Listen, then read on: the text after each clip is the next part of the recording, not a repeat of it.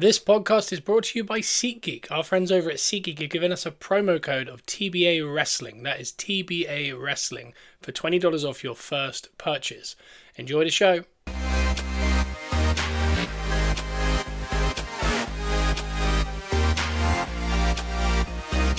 Welcome to Gunners R Us, where we are positively Arsenal. And that we are. Woof. This is it. Yeah.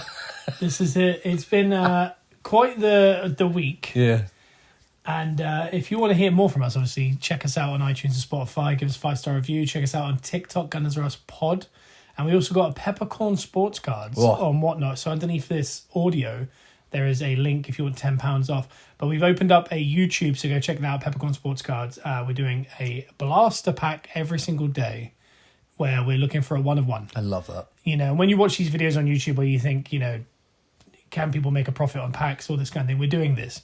So we've got probably 200 packs ready to open, looking for those blasters. And every single day on TikTok and on the YouTube as a short, we'll be dropping that. With a little help from our friend Elton Prince in the WWE, Lewis, as you know him on this podcast when he comes on for the West Ham shows. And in the upcoming season, again, we're kind of out of the studio for this preseason a little bit, loosey-goose. We'll be getting back into the studio for the new season, and we've got a load of new changes coming. We've opened up a Patreon. Yep. There's nothing on it in a minute, so obviously you don't have to do anything yet. We'll let you know when it's going to go, which will be probably the start of the season. We're going to have extra episodes, preview pods, all that kind of stuff. So if you want kind of more of us in your earballs, there's going to be an ability to do that. And obviously Simon's going to be more involved as the season comes on in a different capacity. But yeah, I will give you, again, more information when the time is right for the new season, how Simon's going to feature and how Lewis is going to feature a lot more in the upcoming season. So keep your ears peeled. Hopefully all of that stuff will come into fruition soon. But we're making moves. We're adding content like Premier League teams are adding players. Exactly. And I don't think we've had a transfer window quite like this. And I know each week we've been kind of talking about transfer windows. And I remember at the start of this preseason or postseason into preseason, we were like, well, how are we going to get through this postseason? Because we hadn't done a full postseason without European stuff. Yeah. And for the first few weeks, we did like, you know, how did people perform and all these things. And we thought, and then we'll eventually I guess we'll get around to transfer where we might make a transfer or two and we can talk about those players. Yeah, maybe we'll have something to talk about. We've done 6 weeks on Gyokeres, it feels like, and now he's officially here. As between the last week's episode and this week's episode, we've officially signed. I've had the mask on too long. The Gyokeres Bane celebration, we've signed him for 53 million and Gyokeres the actual human for 1 million. That's what they've kind of said.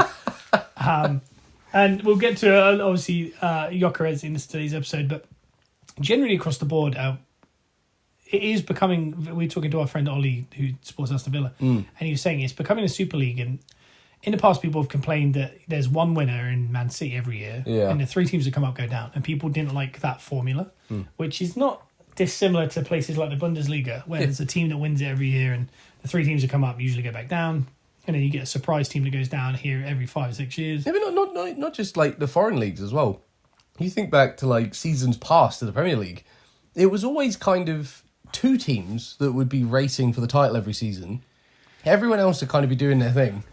And I think before though there was always an element of like who came 3rd and 4th or 5th. Like I remember Everton one year, Fulham came 6th one year. It felt like that was more completely up in the air, and the 2 teams challenging, you maybe United stuck in there. Yeah. But it'd be Arsenal one year, Chelsea another, Liverpool another, City eventually. And then when City took over, it was like City went against Liverpool yearly. Yeah. And then they went against us yearly. Yeah. And then last year we got a Liverpool-Arsenal title race, which wasn't really a title race. They'll go back to the 70s. Yeah, which is still good because, again, like we're naming 4 or 5 different winners. In the last 10 years, I think, Leicester, City, Chelsea, Liverpool have all won it. Yeah. Maybe not Chelsea. I think Chelsea maybe. So in 10 years, there's 4 different winners. Yeah. No matter how much it felt like Man City won every year. Yeah. There has been multiple winners, which is very different to pretty much any other league. I don't think there's another league that have had 4 separate different winners. No. And one of those teams being relegated the year prior. Yeah. Yeah. That's and the year after. No, the Premier League always offers up something slightly different. Exactly. So, I mean, back in those days, wouldn't it be like more... Like, teams would almost take it in turns with big signings per pre-season. Not, like, intentionally, but, like, a team... But there was one good player available and one Someone team got him, and then that would improve that one team. Yeah. Yeah, Man United are always the best at it because they would kind of take on that kind of, I don't know, Rio Ferdinand from Leeds or, they'll pick up that big signing. Yeah. Whereas the way it's going and the way in which the traditional big six, if you will, have kind of pillaged a little bit, like we were talking about it, Bournemouth's back five are completely gone. Yeah. Brighton lost their best player. Not Bournemouth, we just did that. Brentford have lost their manager, their captain and their best player. Yeah. Maybe another player. Wolves lost their best player and they struggled already with him. Yeah. So the three teams that are coming up, especially Sunderland, making a big moves like Granit Xhaka and others, maybe it's going to level the playing field from maybe like the 12 teams, the 12 bottom teams. Maybe that's going to be a lot tighter than usual. And maybe this season you're going to see three teams that go down that aren't the teams that came up. Maybe only one team that came up are going to go back down. But the problem is, I feel like the big six, and particularly there's four at the minute, feel like they're really pushing on Arsenal, Chelsea, Liverpool and City. Yeah. Feel like they're really kind of pulling away from Newcastle, Tottenham, Man United. Yeah. That kind of level. Yeah. And again, I don't think it's overcomable because if you think about it, 3 years ago, I think people would have said Man United, City, Liverpool, Chelsea are pulling away from the likes of Arsenal and Tottenham, and then Arsenal challenged for the league 3 years in a row. So it doesn't, signings don't correlate quality. No, it could end up not working. Yeah, Chelsea have spent more money than any team in history. Yeah. Ever. Yeah. And they haven't always competed. No. I think last year they spent like just as much as they spent this year and the year before, and in the January they spent just as much as they did in the summer. They didn't compete for the league last year. I know they were second at one point, and everyone went, "Whoa!" Remember about Christmas? We were like, "Are Chelsea going to win the league?" And then they just completely fell off. Obviously, yeah. Quantity doesn't always mean quality. No, and you got to have the right manager, the right setup, the right players have got to fit in the right system. There's a lot of things like. For example, Liverpool, everyone's talking about how amazing this is, and if they do get Isaac, which seems likely, there's chances they could get Rodrigo. They're overhauling, and when you actually look at it, they've just sold Luis Diaz for, I think it was 60-something million. Yeah. Which is so mad that Luis Diaz, whose goal scoring record isn't as good as Martinelli's. No. He's 28. They can manage to fetch that money. Like Kwanzaa, we'll go back to Kwanzaa again. They get 40 million for Kwanzaa. Yeah. And then we got people offering like 5 million or something for like Nelson. And Zinchenko, there was 8 million offer. There was I think someone came in at like 17 area for Trossard. Yeah. Trossard's only a year older than Luis Diaz. And he's got way more goals and assists than Luis Diaz. I don't know what's going on with Arsenal's market prices. But that's why Liverpool could do what they do. They didn't spend any money last year. Didn't spend any money in January. So they had a couple 100 million to spend last year. They didn't spend it. They went and won the league, which won them and did well in the Champions League. That won them another 200 million. So now when they do spend 400 million this summer, which is likely, or 500 million, it's justified. It's kind of justified, even though it seems ridiculous. But the only thing I'd say is I think we all do this. Like when Chelsea buy a lot of players, we all go, yeah, but they all got a gel now. I was looking at a potential starting lineup for Liverpool, and it was up front. I think it was Isaac, Etikite. They had like a 4-4-2 for whatever reason, which they'd never play. But they had like Rodrigo on the left, Salah on the right, and then it was like Wirtz and McAllister in the middle. And I thought, one, this isn't balanced. Yeah. But secondly, I was like, 3 of the front 4, or 4 of the front 5, sorry, Etikite, Isaac, Rodrigo, and Wirtz are brand new. Yeah. They got to figure out how they play and how they play together. And I don't think any of those players necessarily fit together. And everyone minus Isaac has never played in the Premier League. Well, if you think about it, if Liverpool hadn't sold Luis Diaz, they got Gakpo as well. Yeah. If they just if they just brought in Isaac, and it was Salah, Isaac, and Gakpo. That's fine. And they did bring Wirtz in, you go, very good summer. Yeah. And I think that'll work. Yeah.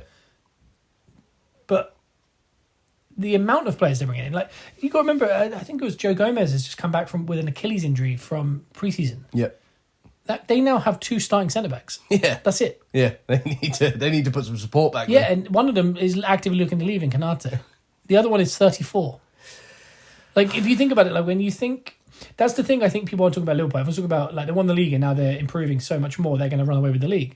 I don't agree that necessarily that will happen because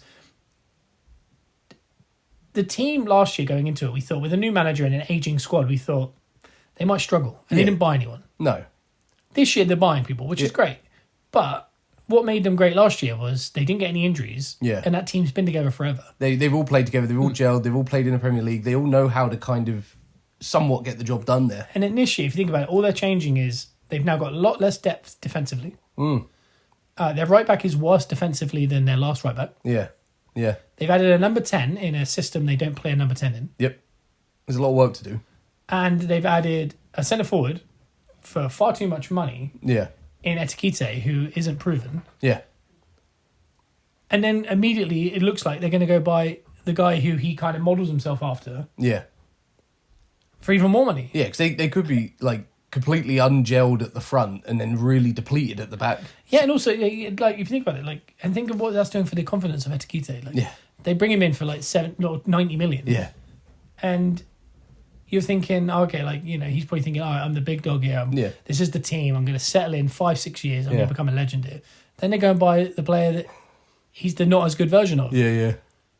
And you think, okay, well, I know, like, there's a chance Etikite, they might have a plan for him to be on the left. I don't know. Like, if they don't buy Rodrigo, maybe it is Etikite, Isaac, and Salah up front. And that is good. Yeah. But I don't know. It just seems that there's like we already know there's a media bias towards Liverpool in the sense that when they show Liverpool's fees they bought for all these players, they're showing them without the add-ons and in pounds. When they show it for Arsenal and Chelsea and Man United and all these teams, it's now in euros, so the price looks higher. Yeah. And they add all the add-ons. Yeah. And it doesn't make any sense the way they do it. No. That kind of media bias towards Liverpool is just ridiculous. And if Arsenal done what they done, the equivalent of what they are doing is us going, we'll get rid of Timber and we'll replace him with the Brighton right back, for example, that is really aggressive, like offensively. The backup we have for Saliba and Gabriel in who's the kind of players? Saliba and Gabriel is Mascara now. Yeah. Who's another centre? Calafiori. Yeah. We get rid of them. Yeah. But then Gabriel gets injured. Yeah. Yeah. And then we go, do you know what we need to do? We need to bring in another number 10 to go with Odegaard. Yeah. And we need to bring in Gyokeres and Sesko. But in the process, we need to remove Martinelli, Trossard, Jesus and Havertz. Yeah. I think everyone would be sitting there going, what are they doing? Yeah, we'll get rid of all these players that know each other really well. They're really happy. And then we'll bring in a player that we're telling him he's the main signing and then bringing up another main signing to go with him. And that's what I mean. Like when you actually do look at Liverpool this season coming up, it's, Alisson, unbelievable. Yeah. Probably the best keeper in the Premier League. Right back, they're now going with Frimpong, who is aggressive forward, but one of the worst defenders you'll see all season. Yeah. Like they are going to do Monday Night Footballs about this guy, I think. Could be way off. Again, I'm making large statements here that are going to come back and haunt me. It's all speculation. Exactly. Yeah. Then they've got 34-year-old centre-back, a centre-back that's trying to leave, and their left-back's going to be either Andy Robertson, who made a lot of mistakes, and he's gotten a lot older, so they're going to play the young lad from Bournemouth, Gyokeres. Yeah. And this is if Konate makes it to the start of the season without leaving. Yeah. And guess what? The backups they've got for those two players, there's none. Yeah. There is no players. Nothing.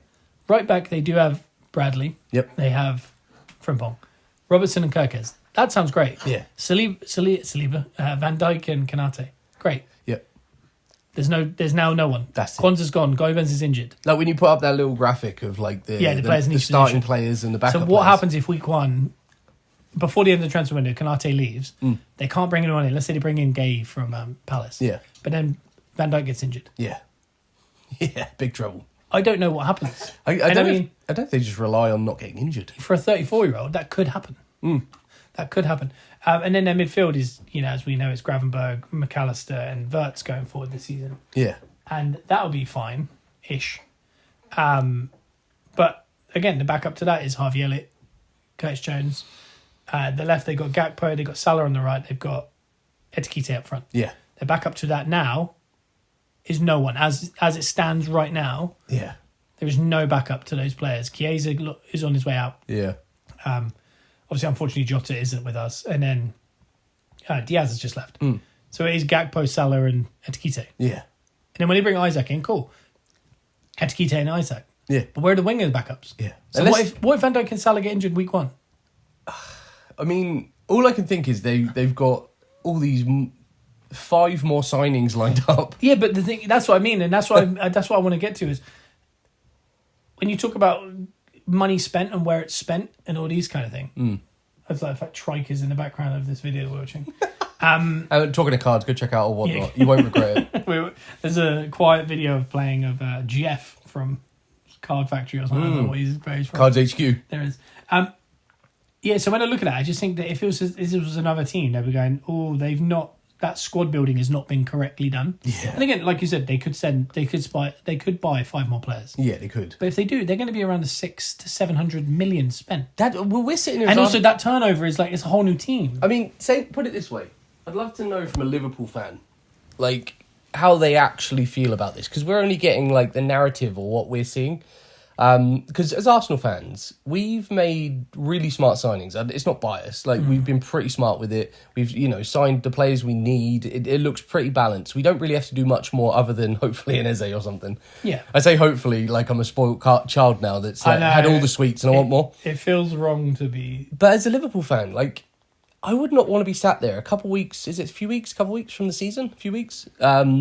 With the way it is now, hoping that we sign 5 more quality players. And also it has to be quality, or like it's got to be like couple quality and a couple depth. Yeah. I mean, that's a lot of signings to have to make in the next... Well, I know the transfer window doesn't end when the season starts necessarily, does it? But by the start of the season, I'd want everything in place. I'd feel kind of stressed about this. I'd be thinking my team spent a lot of money and I feel like I'm playing FIFA and I've offloaded all the positions and I'm just signing like random strikers and wingers. And you think about it as well, like if they're banking on Isaac as well and spending 140, 150 million, this guy's injury track record is one of the worst in Europe. Yeah. You then also got a 34, I don't know how old Salah is now, 33? He's up there now, yeah. You got Van Dijk at the back, 34. Yeah. I know their midfield is good and it verts and that, but again, how many times have we people have bought players from the Bundesliga and it hasn't worked out? Yeah, yeah. They haven't acclimatized. Yeah, it doesn't always work. That's what I mean. Like, they've got a fullback from the Bundesliga, they've got a 10 from the Bundesliga, they've got old players in their key positions. They're bringing in a very injury-prone guy for over 150 million. Yeah. There's a lot more risk to this than people going, oh, they're going to run away with the league again. Yeah. I think there's a lot of risk. I think the way Chelsea do it is, morally corrupt. But you can't blame. Like, they just got 45 million for João Felix? Yeah. Like they essentially they made 30 million on João Felix and Madueke together. Yeah. Yeah. How? Yeah. Neither of them necessarily shone at Chelsea. No. They've managed to make money on them. That's what I'm saying about the selling on thing. And like Liverpool do it unbelievably, and that's why they're able to spend the amount they're spending. Yeah. But I don't know. For me, we sit here as Arsenal fans, we're very critical, and I've seen Liverpool fans not be very critical of them right now and say, like, I love it, what they're doing. Yeah. But I think if this was Arsenal doing what they're doing, and it, like I said, if we were going into the next season with, let's say it was Jesus and Isaac as the forwards, and we got rid of everyone else. Yeah. And the left wing was Martinelli with no backup. Yeah. And Saka on the right with no backup. Yeah. I'd be sitting there going, what happens if Saka gets injured? Yeah. I don't know if we... And Isaac's injury prone, so Jesus. Like, what are we... And and as Arsenal fans as well, we know what injuries feel like. Like, we know what detriment they can make. And that's, do you know what I mean? I think people aren't looking at it logistically. I feel like... I know people slight Arsenal fans a little bit, but I feel like every set of fans has their own personality when it comes to these things. And I think Arsenal fans in particular... I don't know if it's like bred into us through like Wenger and the way hypercritical. We're so hypercritical and we're so like almost perfectionists now. Like the same way our management has been for years. And I think it is bred into us from management and the way the team is. Where everything has to be perfect for it to work. Whereas other teams, I feel like they kind of go into it a little bit more... It sounds bad, but like a kid watching football. It's like, oh, yes, we got Isaac. But they're not even thinking about everything else that's happening. It's like not looking in the rearview mirror. It's like looking forward down the road only. Well, I think 2 years ago when they had that season where everyone they were kind of in the title race and then they kind of fully dropped off because of the amount of injuries they had. I think their general fan base was, we need to move on from the older players. Yeah. And we need to really squad build and get back to where, it might take a couple of years, but we need to squad build out that depth, get some young players that might have a really good future. People like Etikita and stuff. Yeah. That's where they were at. Yeah. And then a year later, they got a new manager. They lost Klopp, and they feared the worst. They didn't buy anyone. They thought, "Oh no, what have we done?" Yeah. They didn't won the league, and now they're at a point where they're going, "We're going to smash everyone again." And I think they're forgetting that where they were like literally 15 months ago is very different to how they feel right now. But the same underlying truths are there. Yeah. And I think they're forgetting that part. This season is going to be a real test on how good Arne Slot is. Because I think last season... He took Klopp's team. He took on Klopp's team. Yes, it was an ageing team. It wasn't... But they didn't get the injuries that they It was the perfect season for them. They had no injuries. The players were there. They knew what they were doing already. Everyone else kind of dropped off. And then you had Arsenal with a really unlucky season. It was just a few bad decisions and injuries away from winning the league. He kind of slotted in there, and got the title. But this one tells me it's kind of showing cracks now, because it's like, what sort of decisions is he making now? I just think it's a weird, like, I think a top team moves in a certain way, and I think similar to us, they have a very good centre back pairing. Yeah, but theirs is a lot older than our centre back pairing, and also one wants to actively leave. Yeah.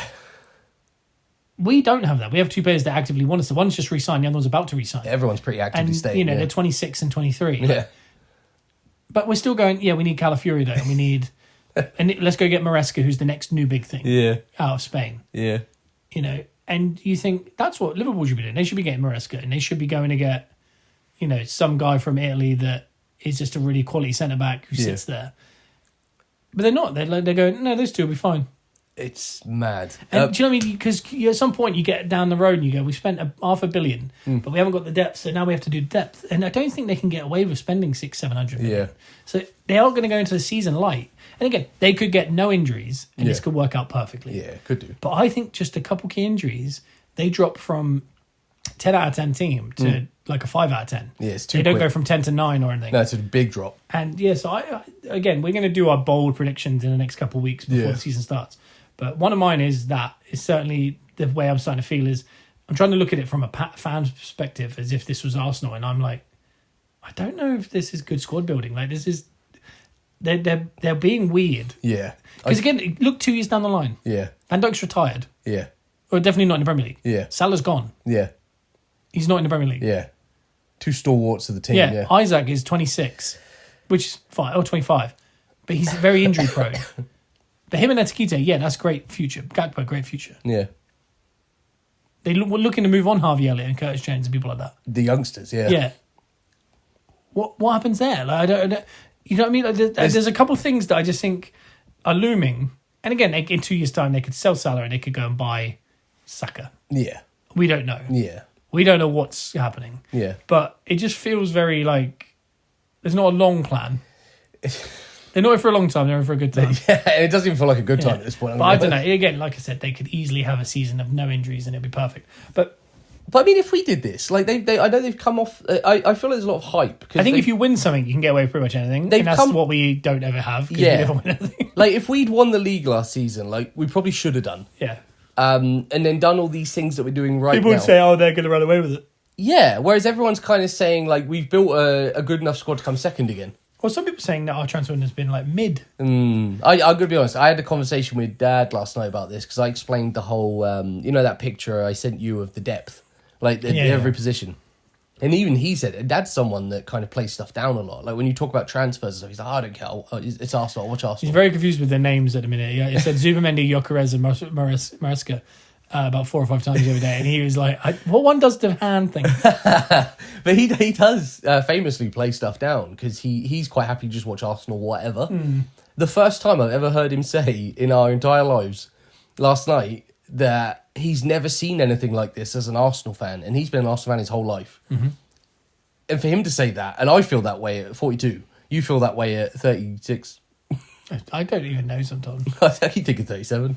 Dad feels that way at 64. 65. 64? 64. Like, to feel that way, like, it's easy for a kid to watch it and feel that way because it's not been too long. But for Dad to say that, as someone that doesn't famously say that sort of stuff, he thinks this is a crazy transfer window he's never seen before in his lifetime, is nuts. Like, this, whatever people say about this transfer window, I've never seen this. And I don't know if we'll see it again. Maybe we will. Maybe this is how football goes now. We talk about it a lot of the weeks, but we really didn't expect to ever be in a situation where we could challenge for a title again. No. We're now in a situation we are, and we're still buying to improve, to go again. Yeah. And that feels very foreign to us as Arsenal fans. That's Yeah. not something we do. Like, No. usually we challenge, and then we sell our best players, and then we have to figure out how to challenge again. Yeah. So this is really kind of tested waters. But yeah, it is, the depth looks, it's as close to I've experienced as an Arsenal fan to almost like a perfect little squad. Like, Yeah. not a little squad, even like a big squad. Like, Yeah. and Liverpool have their way of doing stuff. But when you look at who's actually won the league the most in the last 10 years, Yeah. it's Man City by a large margin. Yeah. What do? They have a player in every position twice. Yeah. Exactly. Because it can work once. We tried it the last couple of years where we had a player, like maybe 2 years ago where we really challenged. Yeah. We had a player in every position, but we did well on injuries. Yeah. Whereas like last year we had the injuries and instantly we were like, oh, we're playing Tierney, Wineri and Moreno up front. That depth disappears quick. That's what could happen to Liverpool this Yeah. year. You know, you get the equivalent of injuries wise that Liverpool get this season that we got last year is the equivalent of they buy Isaac and they lose Isaac, Salah, Gakpo, Wirtz, Yeah. Van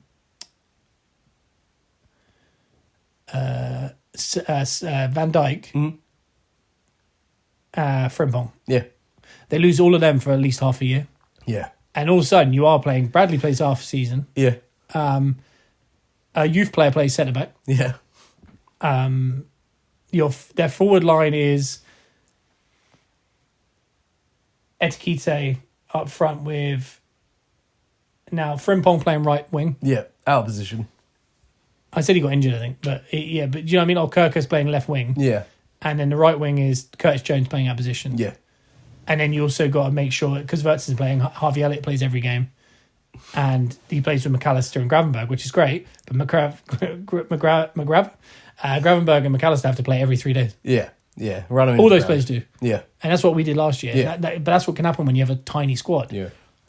Whereas next year, we've got 2 players in every position. Yeah. It's the first time where I've gone, yeah, even if one is hurt, I'm quite happy with what's next. Like usually we drop from, we have Havertz and we convince ourselves we're extremely happy, and I think we are. Yeah. And it drops to Nketiah. Yeah.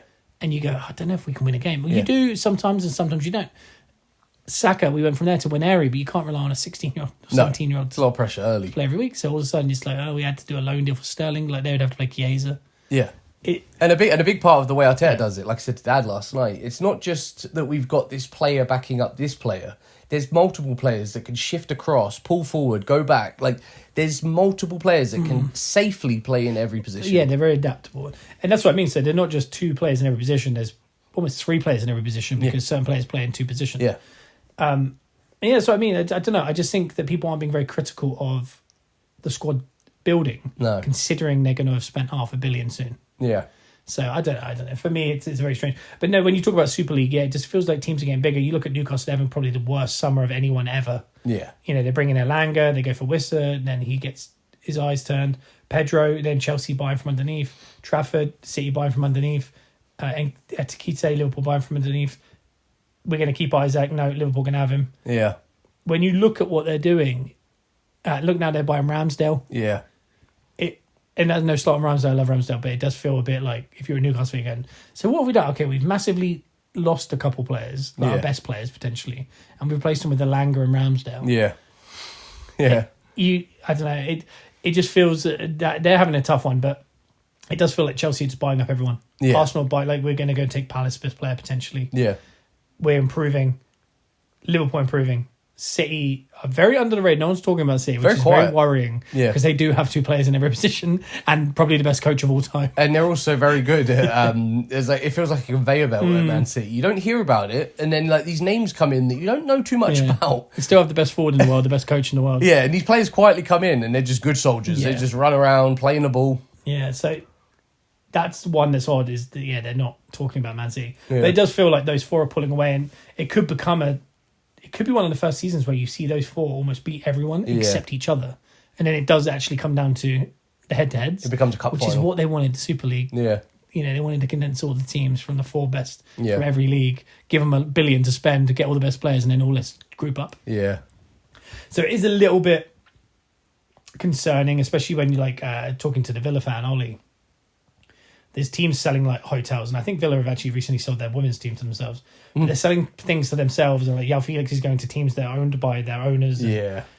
They're making inflated prices. Insider trading. Yeah, and you just go, okay, so they can go buy more players. Yeah. And then teams like Newcastle, who are the richest team in the world, are going, oh, we can't buy anyway, we have to sell. Yeah. And you're thinking, how do they compete? But the thing is, the only thing I'd say is PSR in its idea is perfect. Make more revenue, be in the Champions League 3 years running, higher up the league, win a cup. Yeah. Therefore, spend more money. Earn it. Yeah. But the problem is, there's teams like Palace who go, all right, we're going to win the FA Cup. You're not allowed in Europe. Yeah. You know, the little teams kind of poke their heads and they go, stop that. Yeah, stay there. And that's what it does feel like. And I don't like that part. But the season, I really think this is probably the most exciting season because you really don't know what's going to happen. God, no. It's mad. I mean, I know the Premier League's been pretty unpredictable in general over the years recently. But this is something else. Like, all these top signings, all these big moves, it could work, it could not work. Like, we don't really know yet. Yeah. Like, it's just a lot of speculation, but it's super exciting to talk about. It's going to be a mad season. What we're going to do, we're going to take a break there. And then after the break, we're going to talk a little bit on, now we've signed Gyokeres. So let's talk about a bit about Gyokeres. Talk about our signings, like the actual individual signings and what we think they're going to do and how they're going to fit in. And no more theories about Timber and Reverend Timber. Maybe a couple. And now I think about it, Gyokeres in the behind the scenes I never saw him with Win. No, we haven't seen that yet. Hey, Well, you did catch everyone off guard at night time. You kind of moved in at night like... It seemed like it was all in the morning. That's what it's very confusing. It was a weird day. I don't know when that happened. No one knows. I'm convinced that some kind of time loop happened. But anyway, we'll do that after the break. So we're just going to take a short break and hear from our friends over at What's Not. Welcome to Whatnot. No time has passed. I'm just still talking. And I didn't even know what I was going to say. This is Whatnot. Underneath this video, you can go check out a link where you can get £10 credit to use on Whatnot. We're Peppercorn Sports Cards over there. Please check us out. We do mysteries and box breaks. We're box breaking a select box shortly after this podcast goes up. Yeah. So go check it out. You could use £10 and go get an Arsenal spot and find out what Arsenal card you get. But yeah, use that link and you can get £10 to spend anywhere on Whatnot. You can spend it on clothes, you can spend it anywhere. But we just want to shout out our friends over at Whatnot and our referral code. And we are back in the second half of the show. Thank you to Whatnot. It's actually been about 6 hours between that part and this part. We went and sold cards, so check out our Whatnot. Yeah, we actually did go and do Whatnot. And that means this episode isn't going to be out, which we just said you'll be able to get on our stream, but you missed out. It's just finished and it's all been sent. Lovely Jackie Wilshere. We got a Jack Wilshere auto. But in this half, I realised that we banged on about the potential new Super League. And didn't talk about the fact that since our last podcast, we've played 2 games in pre-season, bought Mascara and Gyokeres. Yeah, loads. And Max Dowman has come to the forefront. Yeah. So as far as the Mascara, I think we've kind of talked about him a lot. And it got official, but we've known for 3 weeks. It's been like a slight hold up in the paperwork. He hasn't played yet. No. So not much to talk about. We'll go to Dowman next. I think we'll leave Gyokeres till last. But Joe, you didn't see this last game. I didn't watch the game. I saw the highlights. First of all, we should stop playing Newcastle in pre-season. Yeah, it seems we dangerous. did this a few years ago, and I remember saying at the time, why are we doing it? Yeah. I think when Dowman came on, there was a spell of 30 seconds where Joel Linton busted his nose and Moreno's nose in a space of 10 seconds in a friendly. I can't remember who it was. It might have been Gyokeres. He tore the top of Havertz's boot in half with the over the ball challenge. Why are they so filthy? And you just, when you're watching, you're just thinking like, what? This is preseason. Like, what? Yeah. It makes me think of a couple of years ago. Do you remember played Man United in America? Yes. And Martinez nearly tried to break Saka's leg. You just think, I almost don't think we should play Premier League opposition. No. Because I think when you go, like, I know people used to joke, we used to play a 5th division German side. Yeah. And everyone was like, what are we gaining? Because you're not gaining fitness because you're not running as much. Yeah. Whereas at least against Newcastle, if you watch the match, it wasn't Premier League level. No. But Close. you're going to run a lot more than you would if you played even a 2nd division French side or an MLS side or, MLS All-Stars. You're going to run more in this match. Yeah. So you are going to get more of a fitness and more of an understanding of positional stuff. And it is good to get ready for the Premier League with Premier League opposition. Yeah, it's a tough one. Like, it's tomorrow we've got the North London derby. Yeah. First one outside of London. Yeah. It's a bit, I don't know, spooky, isn't it? It's just like, I don't know.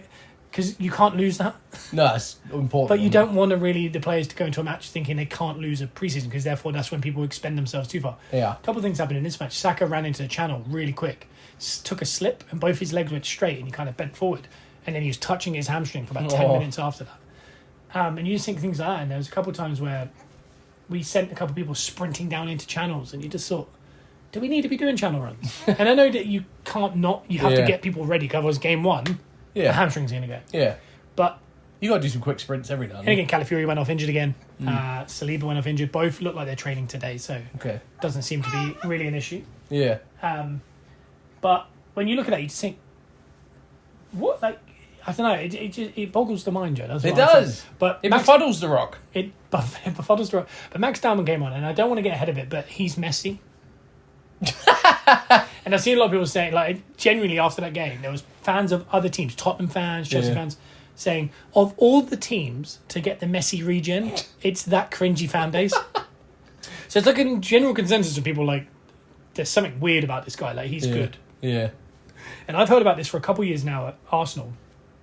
People I talk to, James from Gunner Blog, there's some other guys, some coaches that used to coach at Arsenal. I think even Rio Ferdinand said it. For about 5 years, people have known that guy might be the future of English football. Yeah. But they've not spoken about it because, again, between the ages of like 10, 11 and 15, a lot changes, and you get a lot of sensational talent like Smith Rowe, like Winery even. Could Winery signed a new deal at Arsenal? It's not confirmed, but it looks that way. Is he now blocking a pathway for a 15-year-old? Yeah. As a 17, an 18-year-old? Mad. And again, that's a good problem to have. Oh, yeah. But you look at Smith Rowe, and it was more injuries than talent, I think. But then when you do look at Smith Rowe's all-round play, and you look at even Winery's play, you think, I don't know, I think Winery might be a better football player. Yeah. But then you watch Dowman, and again, we've seen snippets. Yeah. But you start to go, there is something there. And the thing that usually with 15, 16, I go, we're excited, let's not get too ahead of ourselves. Yeah. It was the fact he was holding off people 14 years older, 15 years older. It's specifically Joel Linton. Joel Linton. Yeah. And, I mean, there's not probably a player you don't want to deal with more in the whole of the Premier League than Joel Linton is on a physical sense, Big, probably one of the bigger, stronger people in the Premier League. Dirty. Shout out to Granit Xhaka versus Joel Linton and Bruno Gyokeres in the Tyne Weir derby next year. Who would have said 3 years ago that Granit Xhaka and Ramsdale would be playing each other in the Tyne Weir derby? That's bad. Anyway. So once he did that, I thought, well, that's the test. Like, if Zubimendi went into that game and got bodied by Joel Linton, we'd all go, Yeah. Because maybe he's not up to it. Whereas this 15-year-old kid he hasn't grown into his frame yet. He's not done anything. No. And again, and he also got smacked within seconds, bloodied his nose. And you think maybe that calm him down and go, no, I don't like that. And again, when things follow a player like that through the academies, 99% of the time it does fizzle out. Yeah. But this one is odd. And a lot of people are saying he has to play this season. No. He has to play some games this season. Yeah, throw him on every now and then. Put him in the Carabao Cup. See how he does. Plays 30 minutes in a couple Carabao Cups. Starts an FA Cup game. Maybe comes on with 5 minutes to spare in a Champions League game. And again, there's two ways of looking at these young talents as well. As your youth system is set up for every 10 years to either find a player that becomes one of your guys and helps you for a while, or you make profit, pure profit on. Yeah. In most academies, if you're lucky, every 5 years you'll get that. But every 10 years you'll get a real standout. A standout that either stays or gets sold for 30 million. You go, that's sustained the academy being open for 10 years, that 30 million. Yeah. It was worth it. Yeah. It's like buying, like we were saying, if you bought 6 immaculate football boxes, but you had for $2,000, but you could make a YouTube video that made you $2,000 opening them. Yeah. But then once you finish the show, you go, cool, well, all the cards that came out were rubbish, but it didn't cost me anything. Yeah. That's what making 30 million on an academy talent is after 10 years. Yeah. You go, all right, well, everyone got paid, all the coaches for 10 years, and in the end, we got nothing. Well, let's do another 10 years. At Arsenal, when you look since the Saka, Smith Rowe, Willock, Nelson, and Nketiah era, through to the Winery, Lewis, Skelly era, Amari Hutchinson era, down now to the Dowman, Salmon era, you start to go, oh, there's not overlap. It's not every 5 years or 10 years. It's Saka was 7 years ago, and that was too early. Yeah. And then we had to wait for Nweri and... Yeah, and Lewis, Waneri, by the way, debuted 3 seasons... During the season, it'll be 3 years ago. He debuted at 15. Yeah, I remember. He was the youngest player to come on. Yeah, and I think Dowman is going to be a very similar Yeah. player in the sense he's going to debut maybe one of the youngest of all time. But again, we talked about it with Iwobi. All of a sudden, when you sell these players, when you can get 40 million for them, it's because you can go, well, they've played 5 times in the Champions League. Yeah. And sometimes it's just about, it kind of sounds gross. You got to just nip away at little stats. Yeah. If you can get Dowman on 6 or 7 times this year, Yeah. when you want to sell him, He's played in the Premier League. you go Premier League played, FA Cup played, Carabao Cup played, minutes in the Champions League, goal in the Champions League even. And you saw how good he was, right? Yeah, that's an £80 million player. Yeah. And it sounds silly, but that is kind of how, because either they stay or they go. Yeah. If they stay, they're worth their weight in gold. Yeah. If they go, Cash. let's get it. Smith Rowe, for example. Yeah. We got the cash. Willock, we got the cash. Iwobi, we got the cash. And Nketiah, we got the cash. Nelson, we're about to get the cash. Yeah. And again, that group, by the way, that's 6 players. Yeah. That was mad. The next set, which is Waneri, Lewis, Skelly, really, Lamari Hutchinson, we have got money for. And a couple of lads that went to Man United. But there's no money involved, unfortunately. Yeah. But again, when they took Heaven and they took Obi Mine, they said, "Oh, you're taking your best talents," and then we pull out Dowman and Salmon. And yeah, you don't want to get ahead of yourself, but it's a good sign that already every club's looking at. Chelsea tried to add Max Dowman to the Madueke deal. Wow. They're willing to offer I think we bought him in the end. Was it 45 million? I think something like that. Or 51 with add-ons, so 45, whatever. And they were going to do I think it was supposed to be 40 million with Matt Dowman, which means they're essentially putting 5 million of equity into a 15-year-old. Yeah. Which shows you market value wise. Yeah. At 15, to have 5 million on your name when Zinchenko's looking at 5 million to Fulham. Yeah. Is a good sign. But for me, I'm the type of fan that I would love that team to be Saka, Waneri, Skelly, Salmon, Dowman, Rice, and then sprinkle in your Gyokeres, your Martinellis, Timbers and Gabriels. That'd be ideal. That's ideal to me. But you also got to know when to hold him and when to hold him. Yeah. And Waneri he's unfortunate because he's 6-7 years post Saka, so he's got the perfect pathway. If he wants to, when he gets to Saka's age now, Saka will be 31. I can't imagine Saka. So at 23, he could become our main player. But do 7 years of just backing up Saka. Yeah. Or backing up Odegaard. Even if he did 7 years of backing up.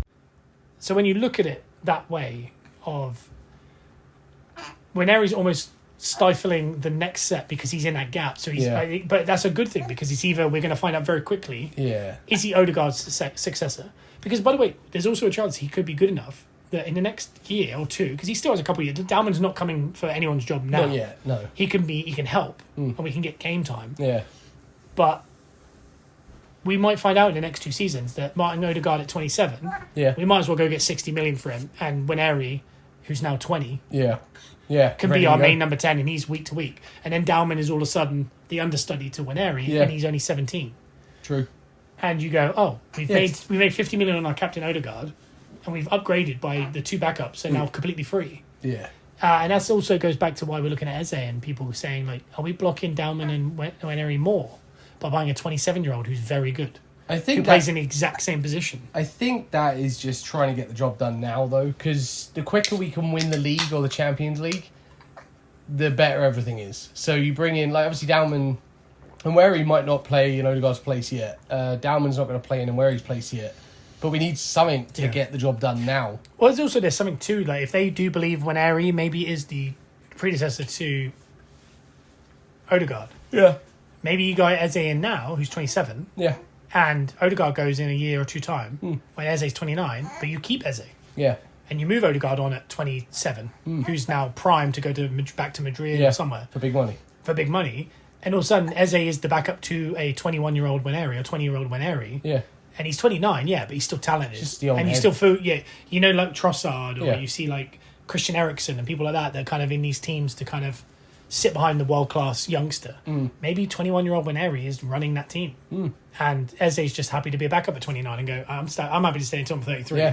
Yeah. And he's a Mkhitaryan / Eriksen. Yeah. Xhaka, one of these players that, they get older and they go, I'm happy to be the backup. Modric. Whereas Odegaard's not going to do that. And also, he'll also be 29 in 2 years. Isn't he? Yeah. We're talking about people that are 33 backing these people up. Yeah. This is a 29-year-old. He's still in his prime. Yeah, Because people were worried about sell-on value with Eze. It's like, 29-year-old Eze could still fetch you maybe, we're not going to make a profit on 60 million. No. But we're not going to sell him for 5 million. No, I don't think Eze's a buy for profit. I think it's a buy to get the job done. Yeah. And then you're going to take a slight hit later, but Yeah. he's getting it done for now. But a quick word on Salmon. For 15, it's very difficult to be a world-class centre-back. Yeah. But my God, some of the touches and the passes, and I don't know. We're seeing such a small sample size, but when you hear people like Mertesacker and that who raved about Wineri and raved around Saka and people like that, their talent identification is really good. They've seen it. Yeah. So if they believe, because someone said, they were like, by the way, we used to see these 15, well, not even 15, 18-year-olds playing in these preseason games. Yeah. And we go, he could be one for the future. And he'd play 3 minutes against MLS All-Stars. Yeah. And we go, do you reckon? Dowman played 30 minutes against Newcastle the other day and held his own and got an assist. Yeah. He came on in the first game against AC Milan and pinned back their fullback. Yeah. Playing out of position at 15. These aren't little teams he's playing against. They're trusting him in bigger situations. Yeah. Same with when you look at Wineri, they're bringing him on, and people saying maybe he stopped playing him, he didn't trust him. Wineri's what we've talked about before. Him and when you put Saka and Foden's minutes together, Yeah. at the age that Wineri is now, and you times it by 10, you still haven't got the minutes that Wineri's played. Yeah. And again, when you talk about equity, he's got a goal in a knockout of the Champions League. Yeah. He's got a goal in the Premier League, Carabao Cup, FA Cup, Champions League, group stage. He's assisted in these places. He's played in these places. Yeah, he's already been standout in the league. Yeah. Do you know how hard it is to find a 17-year-old that has done all those things? Yeah. There isn't Yamal or Doué or someone like that. Yeah. So, I just a quick one on Salmon. Yeah, he wouldn't be playing centre back next to Gabriel in a preseason. Not Gabriel, sorry, next to Kivior in a preseason game for 20 minutes. If they didn't think, he's probably already ready to someone. go, Yeah, because why would you risk a 15-year-old? There's no reason to take a 15-year-old on tour. No. So it's very exciting that we have so much talent. Like Dowman really excites me. Wineri really excites me. Lewis Skelly is there. The depth and excitement across the board is unbelievable. It's quite scary. Talking of buying for now, we have bought Gyokeres. Yes. Finally got the job done. I've never been, I think other than the Rice saga, I've never felt so in on something and then gone, maybe I shouldn't be because it might go wrong. Yeah. And then go back on myself and go, no, I think it's happening. And then, no, I don't think it is happening. Yeah. It was horrific. Yeah. So to finally get that, here we go, or Ornstein Bomber, was good. But even before he turned up, because I kept going, medical tomorrow. I've been for like 7 days. It felt like forever. I've never scrolled social media that often Yeah. to find if he's got on that flight yet. Yeah. If he's at the training ground. And eventually we got there, he turned up. He had a mad day. He flew in from Lisbon, 9 o'clock in the morning. Medical pictures, at 3 o'clock in the afternoon, he was on a private jet to Singapore with Andrea Berta. He was then taken directly to a hotel that was then got changed and went directly to the match. Yeah. Where he met them in the tunnel. Ready to go out. He met the players for the first time in the tunnel. Yeah. And then he got introduced to the crowd, and my God. I think Gunnerblog just announced that Arsenal have never had the amount of shirt sales for any player in history as they have in the last 48 hours. I did notice they were doing a deal on his... That's so a lot of people are saying, the reason that's happening is because it's free printing for Gyokeres 14. But it's not just that, it's the idea that people are going out to buy the shirt. You have to buy the shirt, you can't just buy the print. Well, you have to go buy a 90 quid shirt. Well, and even if it's a free print, it means you want the name and number. You wouldn't just get it just because it's free. Yeah, and also you're still buying a 90 quid shirt. Yeah. And the idea of any of this is just to get people to buy the shirt. They don't care about who's on the back. They just want you to buy the shirt because that's profit. But apparently in the last 40 hours, they've made over 10 million in shirt sales. Today we did an open training session where Gyokeres scored a header. Yeah, nice. Everyone will be happy here. And scored a couple of really nice goals. And really, the crowd were wooing. There was 44,000 people in attendance for their open training session. Jesus. In Hong Kong. That is bigger than the average attendance to a Club World Cup game in America. Just for training? For training, to watch Gyokeres basically train for the first time. Amazing. And watching him train is really interesting because he just isn't that teacher's pet feel you get from a lot of our players about Arteta. When Arteta's talking to him, he looks so uninterested. Yeah. And even that's going to, in about 6 months, we're going to be on here going, we need to move this guy on. He's disrupting the whole team. Or he's gone and got Arteta sacked. Or I don't know. Yeah. But the feeling I get is he is so separate. Yeah. Because all he cares about is goals. He just score, yeah. And this is what we've been crying out for. And I'm so excited to watch him play. Cold-blooded killer. If we can get to watch him tomorrow, that would be... Yeah. I really want to see what it looks like. What is it? Yeah. Is it good? Is it? Yeah. You know, we just watched a clip just in this gap between the first half and the second half of this episode of Etikite playing for Liverpool and Salah putting him through in the channel, and him just kind of they're against Yokohama. Yokohama. Yeah. They're playing them, and he's just getting pushed off the ball, and he's got his legs everywhere, and you're thinking that was 91 million. Yeah. Yeah. If you're 91 million, you should be doing that. Like, what is happening? But again, I feel like I've never watched... I think the sporting game, I tried to watch Gyokeres' movement. I was quite like... As an Arsenal fan, I was terrified of him. Yeah. And he managed to get past Saliba and Gabriel a couple of times. Yeah. I've never really watched a 90 minutes or a 30 minutes of him. I've just watched clips. So I really would like to see how he fits in that in that Arsenal team, because it does feel like the first signing we've done in forever where I'm like... I don't understand how this player fits in our team. It doesn't fit the mould. It feels different. Yeah, it's really odd. Which excites me. Yeah, yeah. I definitely never had this much anticipation to see a player play for us. I haven't, because I used to get this feeling with Henry back in the day. Like, whenever Arsenal would play, I'd look to see that Henry was playing. That would really, make me enjoy the game way more if I knew Henry was on the pitch, just watch him. This is the first player, striker-wise, that I've actually had that feeling for too. I just want to see that name on the team sheet, and I want to see him on the field doing his stuff. Even if he has a quiet game, I just want to watch, see what happens. See how he moves. I know what you mean. Yeah, it's really exciting. I will be tuning in tomorrow, that's for sure. Yeah. To see how he gets on. But it's an exciting time. Like we said, we've got youth players coming through. We're buying players. There's talk of Eze at the minute. We're looking to do... I think Arsenal want to pay less than 30 million up front. And don't want to touch the release clause. His release clause actually runs out at the end of July or so. There's something going on with it. I don't know. A release clause makes life a lot easier, but it's quite high. But I don't think Palace are going to drop their valuation lower than the release clause is 60 million. Yeah, they want to. I think once it ends at the end of the month, they're not going to go, well, you can have him for 40 then. No, they want to make money. Yeah. So I don't know if that deal will get done.